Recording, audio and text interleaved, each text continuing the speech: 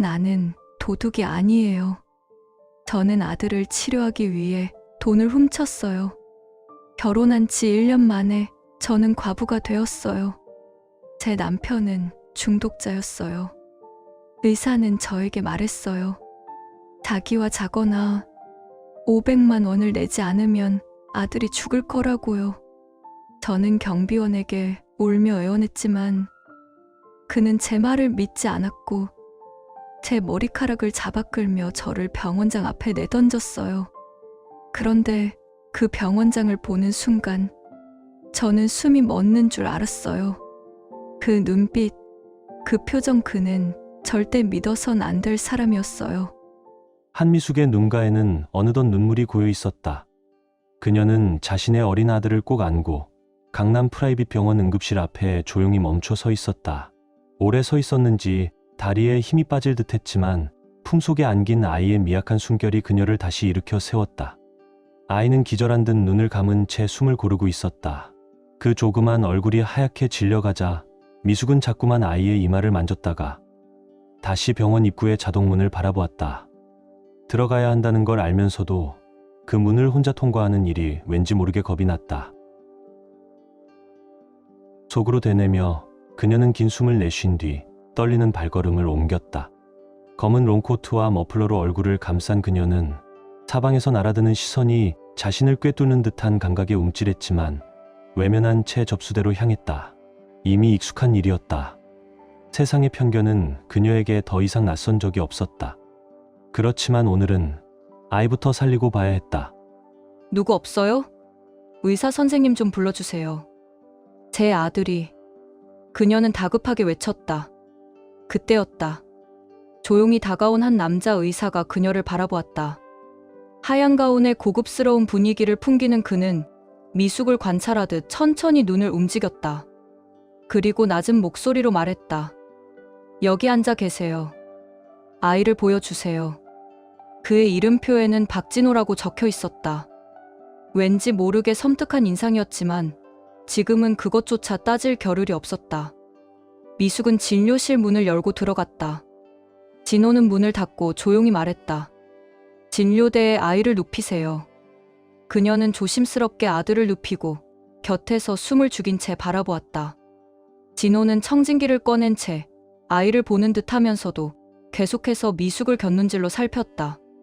그녀의 코트 사이로 살짝 드러난 머리카락, 땀에 젖은 이마.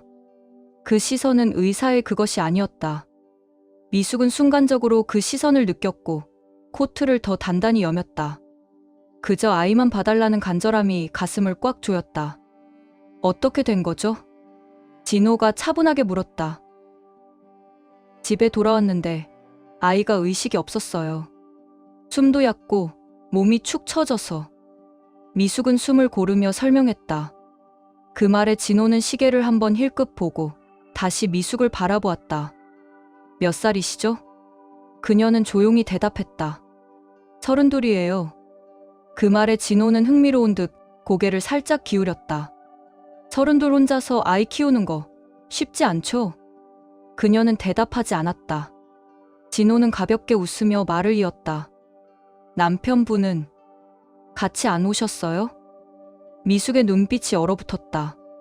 그녀는 고개를 살짝 숙이고 낮은 목소리로 말했다. 세상에 없어요. 사고로. 몇 해 전에. 그녀의 음성은 무너질 듯 떨렸고 눈가에 다시금 눈물이 맺혔다. 혹시 다른 가족은요? 없어요. 저 혼자예요. 그녀의 말엔 담담함이 섞여 있었지만 그 속엔 피곤하고 조용한 체념도 담겨 있었다. 그 순간 진호의 입가엔 묘한 미소가 떠올랐다. 혼자라. 마음 편하겠네요. 원하면 원하는 대로 다 할 수 있으니까. 그 말투는 어딘지 모르게 날이 서 있었다. 미숙은 직감적으로 뭔가 불쾌한 기류를 감지했고 조심스럽게 그를 바라보았다. 그는 잠시 뜸을 들이다가 말했다. 입원은 시켜드릴게요. 그 말에 미숙은 잠시 안도의 숨을 내쉬었지만 곧 이어진 말은 그녀를 얼어붙게 했다. 대신 조건이 있어요. 그 한마디에 그녀의 손끝이 떨리기 시작했다. 그리고 그녀는 느꼈다. 이 병원도 이 의사도 결코 믿을 수 없는 존재라는 것을. 진호는 눈빛 하나 흔들리지 않고 차분하게 아이를 진찰하는 척했지만 어디까지나 척일 뿐이었다. 그는 무심한 얼굴로 다시 고개를 들더니 물었다. 증상이 어떻게 되죠? 미숙은 한순간 목이 메어왔다. 집에 들어왔는데 애가 그냥 쓰러져 있었어요. 호흡도 얕고 아무런 반응도 없었고요. 그녀의 말투는 조용하지만 그 안엔 공포와 애절함이 뒤섞여 있었다. 숨을 삼키듯 말하는 그녀의 얼굴을 진호는 유심히 쳐다보았다. 한쪽 머리카락이 뺨을 따라 흘러내리자 그는 마치 의무적으로 듣는 듯 고개를 끄덕이며 청진기를 대기 시작했다. 그러나 시선은 이미 환자에서 그녀로 향해 있었다. 미숙은 아이만 바라보며 간절히 속삭이듯 말했다. 제발 선생님, 제 아이 좀 살려주세요. 그 말에 진호는 잠시 멈칫했다. 그리고 마치 흥미로운 사실을 알게 된 사람처럼 물었다. 32이라 하셨죠? 그러면 결혼은 하신 건가요? 그녀는 조용히 고개를 끄덕였다. 예전엔 했었어요. 지금은 없어요. 그 순간 진호의 눈빛에 묘한 변화가 생겼다. 그는 조용히 말을 이었다. 혼자 아이를 키운다. 참 힘든 일이죠. 그러면서 한참 그녀를 바라보다가 혼자서 병원비까지 부담하기는 많이 벅차시겠네요.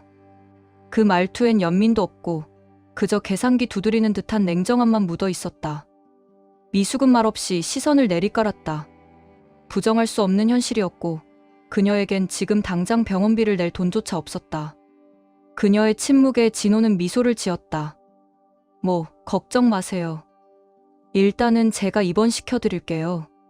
그 말에 미숙은 안도의 숨을 내쉬려는 순간 그는 다시 입을 열었다. 그런데 남편 말고 다른 가족은 없으신 거죠? 그녀는 고개를 저었다. 네, 저 혼자예요. 그 말에 진호는 왠지 모르게 입꼬리를 올렸다. 그 웃음엔 다 말하지 않은 속뜻이 감돌았다. 혼자라니 자유롭겠네요. 부탁할 사람도 의논할 사람도 없으면 결정도 빠르잖아요. 그의 말 한마디가 점점 더 의도를 숨기지 않고 있었다. 미숙은 손에 힘이 들어가는 걸 느꼈다. 하지만 그녀는 아직 참아야 했다. 선생님, 제 아이만 살려주세요. 부탁이에요. 그녀는 거의 속삭이듯 말했다. 간절함이 그녀의 음성 끝에서 떨리고 있었다. 그러자 진호는 갑자기 자신을 소개했다. 제 이름은 박진호예요. 그리고는 천천히 그녀를 바라보며 말했다. 미숙 씨 같은 이렇게 예쁜 여자가 내 이름을 불러준다면 왠지 기분이 참 좋아질 것 같네요. 그 순간 미숙의 얼굴에서 핏기가 사라졌다. 그녀는 몸을 굳히며 마음속으로 조용히 자신을 붙들었다. 아이, 곧 괜찮아질 거예요. 진호는 일부러 아무렇지 않게 말했다. 단, 조건이 있어요. 그 한마디는 칼날 같았다. 조용히 내려앉은 공간 속에서 그 말만이 뚜렷하게 그녀의 가슴을 파고들었다. 그의 말투, 그의 눈빛, 그리고 그가 미소 지을 때의 입술선까지. 미숙은 알 수 있었다. 이제부터가 진짜 위기라는 것을. 그리고 지금 이 병실에서조차 그녀는 혼자라는 사실을. 조건이요? 그녀는 한순간 말을 잇지 못했다.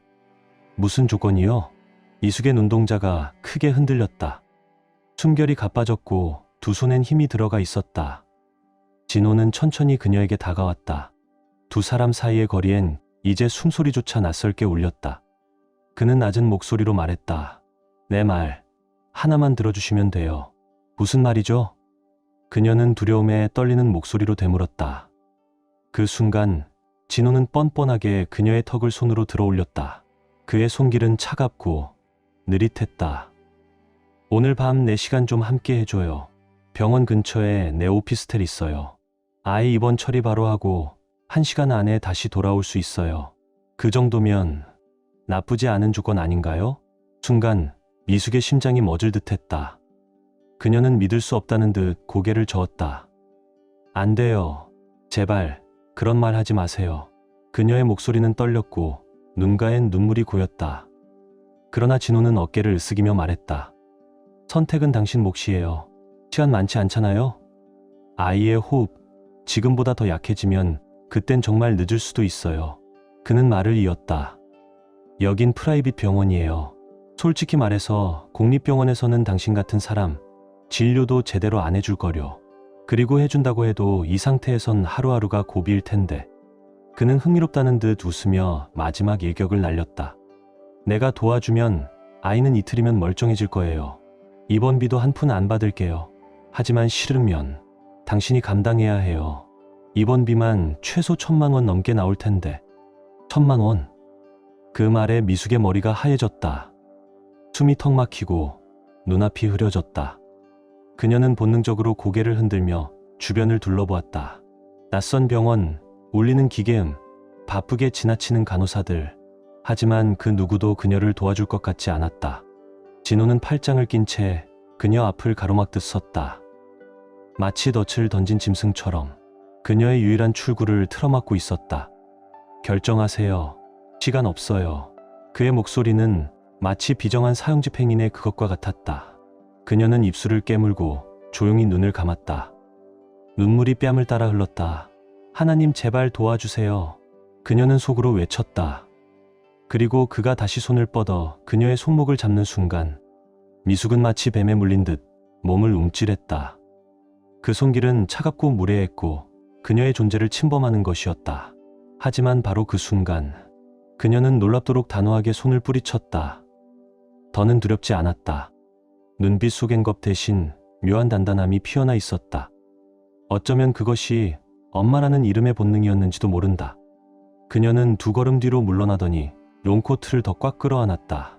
그리고 돌아보지 않고 진료실 문을 향해 빠르게 걸어갔다.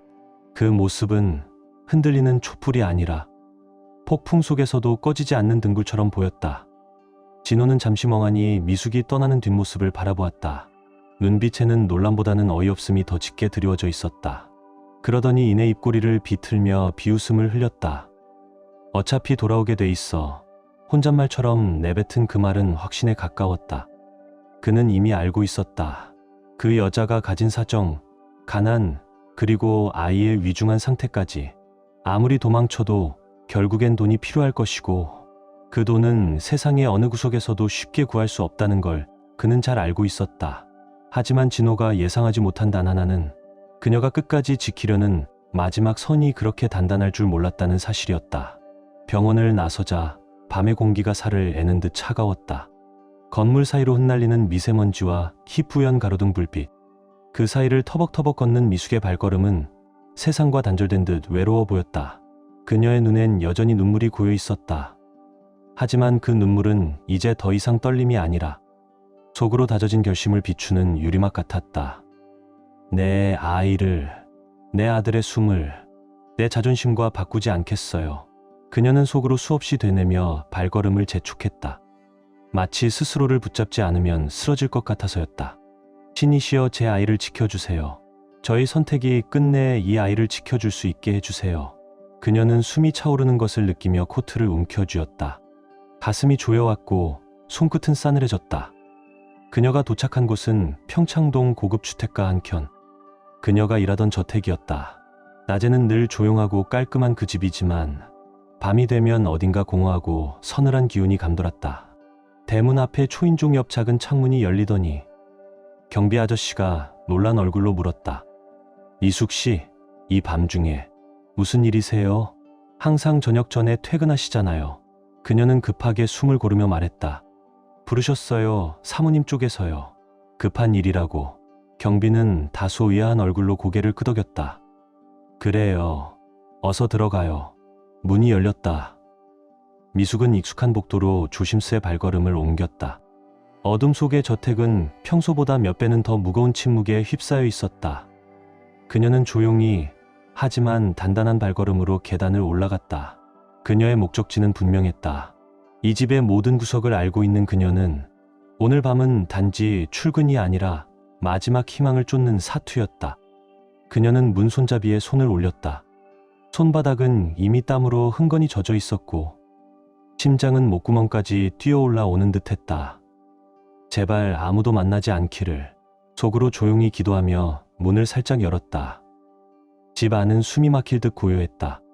한 걸음, 또 한 걸음. 그녀는 어두운 복도를 따라 발소리조차 삼키며 걸어갔다. 어디선가 인기척이 느껴질 것 같은 긴장감. 등 뒤로 식은땀이 흐르는 기분이 들었다. 왠지 모르게 누군가 지켜보고 있는 듯한 감각이 등을 따라 올라왔다. 그녀는 순간 멈춰 서서 뒤를 돌아보았다. 하지만 아무도 없었다. 그저 침묵뿐. 심호흡을 길게 내쉬고 그녀는 다시 걸음을 옮겼다. 계단을 따라 올라가자 복도 끝에 익숙한 문 하나가 눈에 들어왔다.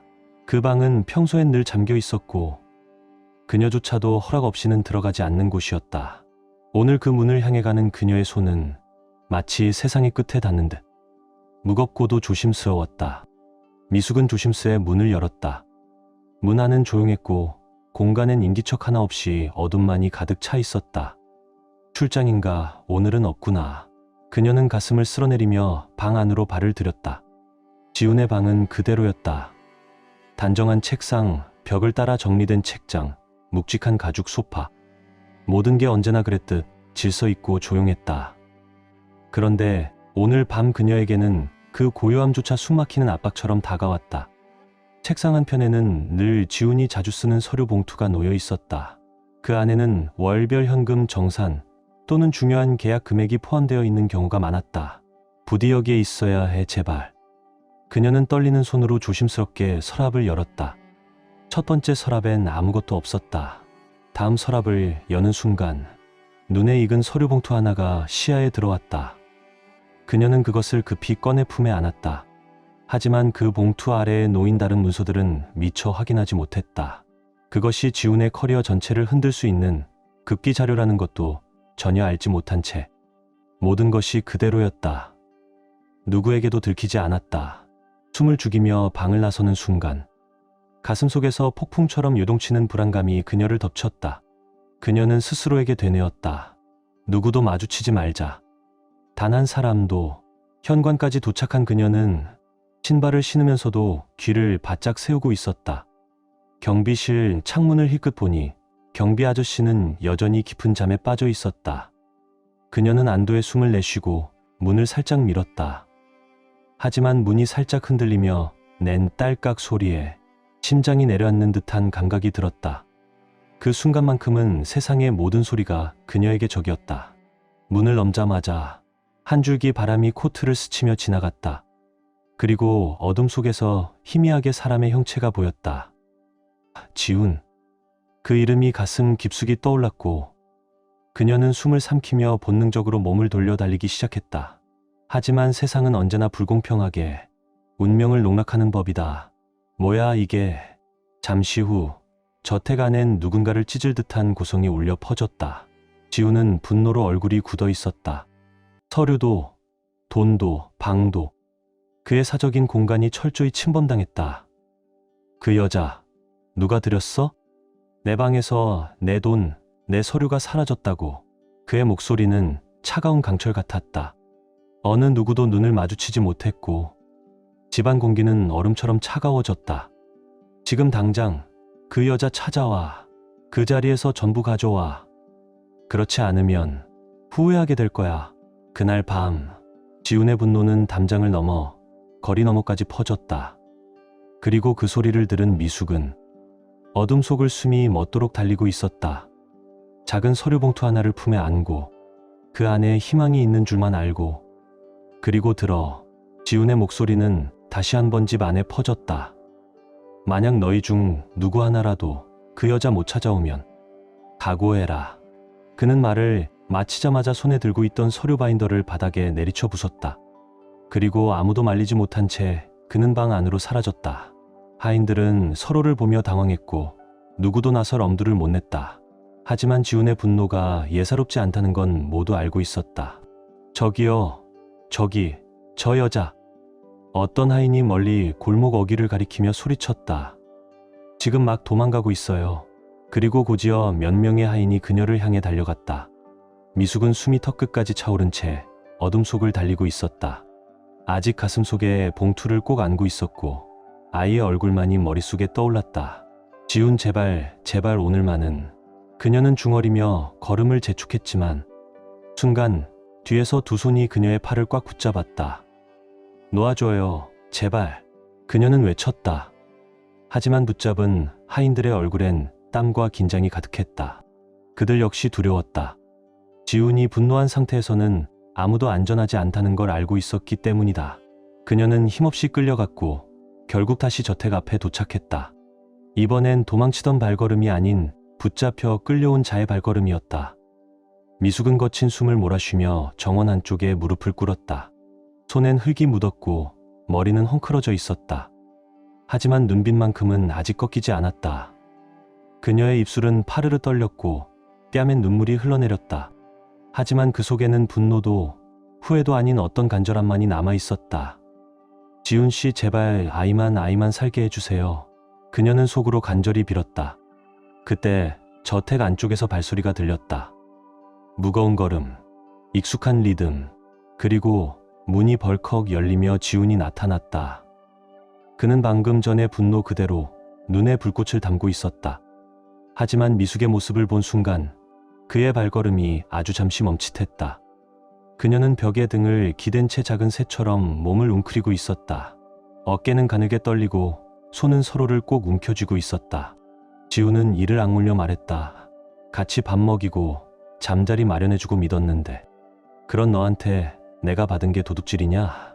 그의 말은 차가웠고 또 어딘가 쓸쓸했다. 그릇 깨끗이 닦아서 주면 거기다 구멍 내는 게 너 같은 부류냐? 하인들은 긴장한 채 옆에 서 있었다. 지훈이 여자를 직접 때리는 일은 없을 거라는 걸 알면서도 지금은 그조차 확신할 수 없을 정도였다. 미숙은 눈물을 삼키며 조용히 입을 열었다. 죄송합니다. 정말 죄송해요. 그녀는 고개를 숙인 채 떨리는 목소리로 말했다. 저 정말 그런 사람이 아니에요. 제 아이가 위독해서 병원비가 없었어요. 그녀는 흐느끼며 손을 모았다. 한 번만 용서해 주세요. 돈은 꼭 갚을게요. 하지만 그녀의 말은 지훈의 눈빛을 쉽게 움직이지 못했다. 그는 단단히 담은 입술로 한참 동안 그녀를 바라보다가 천천히 고개를 돌려버렸다. 그리고 말없이 자리를 떠났다. 그녀는 무릎 꿇은 채 머리를 깊이 숙인 채 그 자리에 그대로 남아 있었다. 그녀의 곁에는 찢어진 봉투 하나와 아직 끝나지 않은 밥만이 남아 있었다. 지훈의 눈빛은 싸늘했다. 그녀를 향한 단 한 점의 연민도 느껴지지 않았다. 그의 곁엔 최측근 하인들이 서 있었다. 그들 모두 알고 있었다. 지금 이 순간 지훈이 분노로 터지기 일보 직전이라는 걸. 내 지갑에서 돈을 훔쳤다. 그것도 내 집에서. 그의 목소리는 서리빨 같았다. 내가 이 집 모든 하인들 앞에서 본보기를 보여줘야겠네. 다시는 누구도 감히 이런 짓 못하게. 미숙은 눈물에 젖은 얼굴로 고개를 들었다. 그 순간 시간이 멈춘 듯했다. 그녀의 눈동자, 그 안에 담긴 절박함과 상처. 지훈의 기억 속 무언가가 스쳐 지나갔다.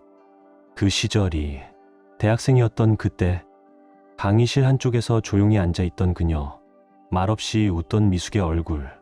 그는 그때 진심으로 그녀를 좋아했다. 하지만 그녀는 가난한 집안의 딸이었다. 그의 부모는 단호히 반대했다. 그런 여자는 내 수준에 어울리지 않아.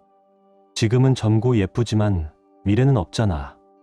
하지만 지훈은 그 말을 듣지 않았다. 처음으로 집안에 맞서고 싶었다. 그녀만은 지키고 싶었다.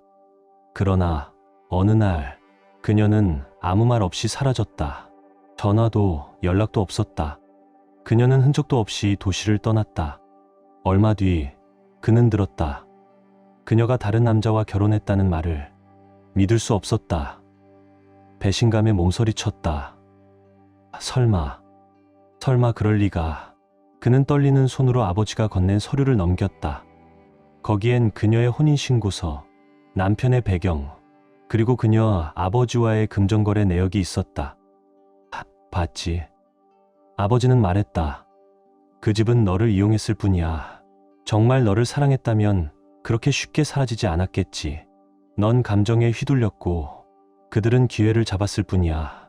그날 이후 지훈의 마음에는 깊은 불신이 자리를 잡았다. 그리고 오늘 그녀가 다시 그의 앞에 나타난 것이다. 그것도 도둑으로. 그는 숨을 길게 들이쉬었다. 정말 똑같구나. 그때도 날 속였고 지금도. 그의 말은 차갑고 무거웠다. 미숙은 입술을 깨물며 떨리는 목소리로 말했다. 그때는 정말 제가 선택할 수 있는 게 아무것도 없었어요. 하지만 지우는 등을 돌렸다. 그녀의 말은 듣지 않겠다는 듯. 변명 그만해. 이젠 안 속아. 그는 냉정하게 걸음을 옮겼다. 그리고 그 자리에 혼자 남은 미수. 그녀는 조용히 무릎을 꿇었다. 눈물이 뺨을 타고 흘렀고 심장은 아프게 요동쳤다. 지훈 씨, 당신은 아직도 제가 왜 사라졌는지 모르고 있군요. 그녀는 속으로 되뇌며 가슴 깊이 울고 있었다. 그의 눈앞에 다시 나타난 그녀. 몇 년이 지나도 아물지 않은 상처가 되살아났다. 가슴 깊숙한 곳에서 차오르는 그 분노는 과거의 고통과 배신감이 되살아나는 소리였다. 지우는 숨을 거칠게 몰아쉬며 말했다. 정말 너였어, 미수. 그의 눈이 매섭게 가늘어졌다. 이 집에서 일하는 것도 모자라서 이젠 도둑질까지? 넌 내 존재 자체가 날 조롱하는 거야. 그는 씁쓸한 웃음을 흘렸다. 예전엔 날 사랑한다고 하더니 결국 내 사랑의 값은 고작 1억 원이었구나. 그게 너의 마음이었어? 그녀는 눈물이 그렁그렁한 채 고개를 숙였다. 아니야. 그런 게 아니야. 지우는 이를 악물며 한 걸음 다가왔다. 지금 봐. 또 이렇게 내 앞에 서 있잖아. 하지만 이번엔 하녀가 아니라 도둑이 돼서 말이지. 그는 말끝마다 쓴 독을 실었다. 내 사랑이 그렇게 부족했어? 내 옆에 있었으면 지금쯤 넌 모든 걸 가졌을 텐데. 근데 너랑 내 아버지는 알을 낳는 거 위에 배를 스스로 갈라놓은 거야. 그의 말은 미숙의 마음을 찢는 듯했다. 그녀는 말을 잇지 못하고 눈을 질끈 감았다. 지우는 더 가까이 다가와 낮고 단단한 목소리로 물었다. 말해봐. 내 사랑에 뭐가 부족했는데? 말해. 그의 숨결이 그녀의 뺨에 닿을 만큼 가까워졌다. 미숙은 뒤로 물러나려 했지만 지훈의 눈빛이 그녀의 움직임을 막았다. 지훈 씨, 그만하세요. 제발. 그녀의 목소리는 떨렸고 눈은 다시 붉게 물들었다. 그 순간 지훈은 손에 힘을 풀며 그녀의 손목을 놓아주었다. 그녀는 조용히 손목을 감싸주며 뒷걸음질 쳤다. 그의 표정이 다시 굳어졌다. 왜 돌아왔어? 왜 다시 내 앞에 나타난 거지? 그의 말투는 냉정했고 감정이 실리지 않은 듯했다. 날 다시 보고 싶지도 않았겠지. 그럼 왜? 그녀는 그제야 떨리는 입술을 열었다. 전 배신한 적 없어요. 결혼 전날 당신 아버지가 저희 집에 오셨어요. 그리고 당신과 헤어지는 조건으로 1억 원을 제안하셨어요. 그녀의 목소리는 조용하지만 단호했다. 저는 거절했어요. 하지만 결국 강제로 다른 사람과 결혼하게 되었고 그 사람은 술과 도박에 빠져 있었어요. 그 돈의 일부는 그 남자가 도박으로 날려버렸고 남은 돈은 아버지가 술에 쩔어 탕진하셨어요. 그녀는 천천히 눈을 감았다. 그리고 두 사람 다 제 곁을 떠났어요. 영원히. 제가 가진 건 아무것도 없었고 그제야 저는 일자리를 찾아 거리를 헤매기 시작했어요. 하지만 어디서든 제 모습만으로도 오해를 받았고 길게 일할 수 없었어요. 그리고 여기 이 집에서만 1년을 무사히 지낼 수 있었어요. 그녀는 눈물을 닦으며 속삭이듯 말했다. 그래서 저는 정말로 지금 이 순간조차도 누구보다 간절하게 아이만 생각하고 있어요. 내 외모가 결국 내 가장 큰 적이 될 줄은 몰랐어요. 미숙은 조용히 말했다. 누구에게도 탓할 수 없어요. 그리고 지금 아이가 병원에서 죽어가고 있는데 제가 1억 원을 마련하지 못하면 아이는 정말로. 그녀의 목소리는 떨렸고 그 말에 지우는 말없이 그녀를 바라보았다. 그 순간 잊고 있던 기억 하나가 번쩍 스쳤다. 바로 결혼식 전날 아버지가 급히 인출했던 거액의 돈, 그리고 자신에게 넘긴 몇 장의 서류. 그때는 믿었었다. 그녀가 배신한 줄 알고 그 모든 게 그녀의 계산된 선택인 줄로만 알았다. 하지만 지금 그녀의 눈동자 속엔 그 어떤 거짓도 없었다. 지우는 자신도 모르게 방 안을 서성이기 시작했다. 주먹은 저절로 쥐어졌고 그 손끝이 떨릴 정도로 마음이 요동쳤다. 그는 고개를 떨구며 낮게 중얼거렸다. 아직도 너한테 연민이 남아있다는 게 더 화가 나. 미숙은 아무 말도 하지 않았다. 눈가가 이미 젖어 있었고 그녀는 조용히 고개를 끄덕였다. 저는 제 인생을 바라는 게 아니에요. 아기만 살게 해주세요. 제가 원하던 모든 것 다 포기할게요. 당신 눈앞에서 사라질게요. 그녀의 목소리는 절박했고 모성애의 간절함은 그 어떤 적대감도 녹일 듯했다. 그러나 지훈의 마음은 이미 오래전에 굳어버린 돌 같았다. 그는 그녀에게 다가와 아주 가까이 섰다. 그렇게 쉽게 떠난 사람이 이제 와서 도망치려 해? 도망은 그만 쳐. 이제 나한텐 너를 가둬둘 권리가 있어. 그의 목소리는 낮았지만 섬뜩할 만큼 단호했다. 그동안 충분히 도망쳤잖아. 이젠 내 안에서 벗어나지 못할 거야. 그 말에 미숙은 두려움에 몸을 떨며 애원했다. 지훈 씨, 제발요. 제발 여기서 나가게 해주세요. 제 아이가 병원에 있어요. 지금이라도 병원비를 내야 해요. 안 그러면 아이는... 그녀는 그 앞에 무릎 꿇고 두 손을 모아 빌었다.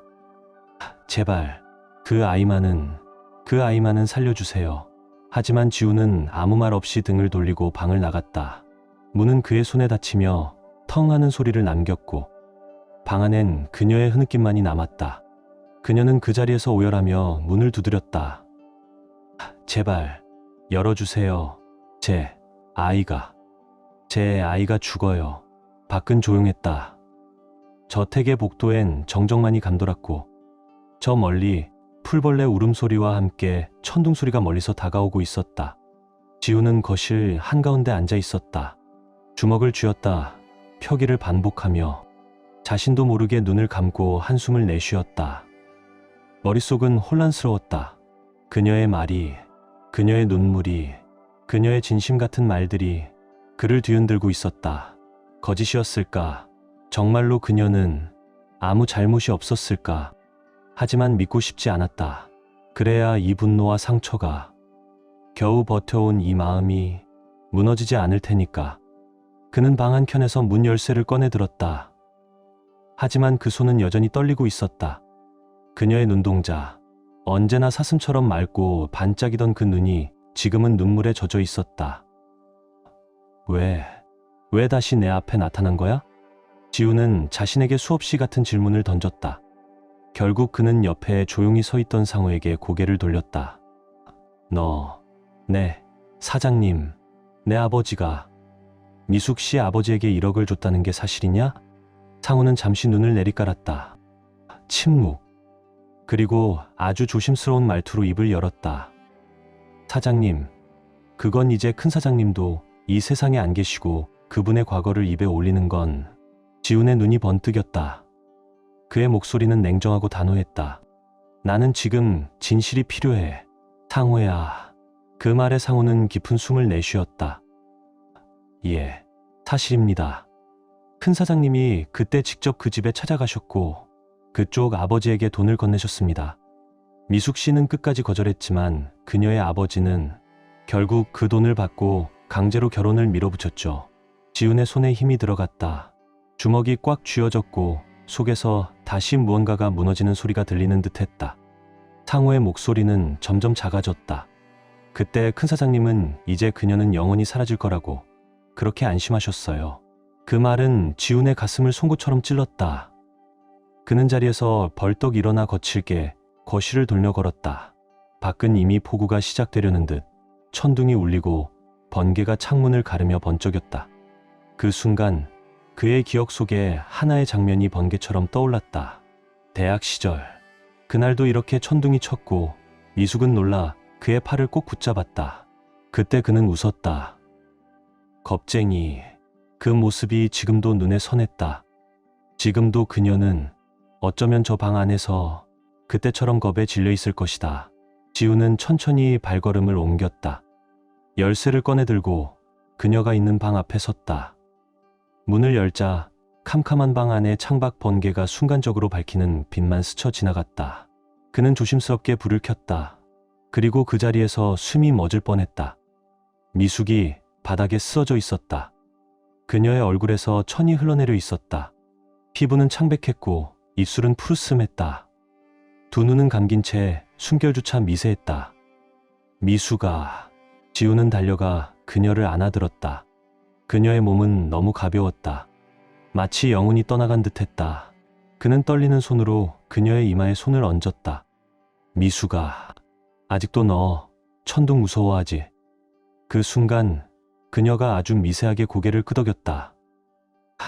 응, 많이.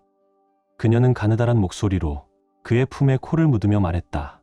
그리고 이내 몸을 때려 했지만 지우는 조용히 그녀를 다시 감싸 안았다. 아무 말도 하지 않고 그저 예전 그날처럼 그녀의 어깨를 감싸고 있던 얇은 천이 흘러내려 있었다. 지우는 말없이 자신의 방으로 향했다. 곧 돌아온 그는 부드러운 붉은 이불 하나를 그녀의 어깨 위에 조심스레 덮어주었다. 미수가. 그녀의 흐느낌이 작게 퍼졌다. 지우는 잠시 머뭇거리다 조심스레 그녀를 감싸 안았다. 그녀의 어깨는 떨리고 있었고 그의 품에서 더 깊이 묻혀갔다. 괜찮아. 이제 울지 마. 지훈의 목소리는 오랜만에 부드러웠다. 이젠 너 혼자만의 아이가 아니야. 나의 아이이기도 해. 그 말에 미숙은 놀란 듯 눈을 들었다. 그 눈동자 속엔 아직도 눈물이 고여 있었지만 그 깊은 곳엔 분명 희망이라는 미세한 빛이 떠오르고 있었다. 지훈 씨? 응. 정말 아이를 구해줄 수 있어요? 그녀의 말에 그는 작게 고개를 끄덕였다. 약속할게. 너를 그리고 그 아이를 내가 지킬게. 그의 말투는 마치 과거의 그 시절, 한때 그녀에게 속삭이던 진심 그대로였다. 미숙은 다시 울음을 터뜨렸다.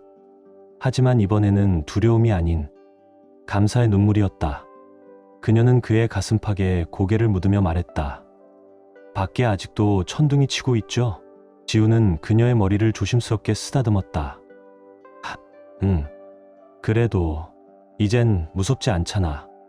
그 순간 미숙은 조용히 고개를 끄덕였다. 그녀의 심장은 아직 불안했지만 어딘가 따뜻한 안도감이 스며들고 있었다. 하지만 아이 생각이 다시 그녀를 흔들었다. 그녀는 갑자기 몸을 일으켰다. 아이 병원에 있어요. 저 가야 해요. 그녀는 뒤도 돌아보지 않고 병실로 달려갔다. 지훈이 그녀를 불렀지만 미숙은 이미 달리고 있었다. 그 몇 걸음 사이에 그녀는 다시 엄마였다. 병실 문을 열자마자 그녀의 눈앞에 익숙한 얼굴이 떠올랐다. 그 남자, 의사 진호. 그는 아이 곁에 앉아 있었다. 손에 병원 기록과 뭔가 두꺼운 파일을 들고. 그는 미숙을 보자 천천히 입꼬리를 비틀며 말했다. 오셨네요. 그의 목소리는 느물거렸고 눈빛은 여전히 불쾌할 정도로 느글거렸다. 어머님, 걱정 마세요. 당신의 소중한 아드님, 제가 정말 잘 돌봐드렸습니다.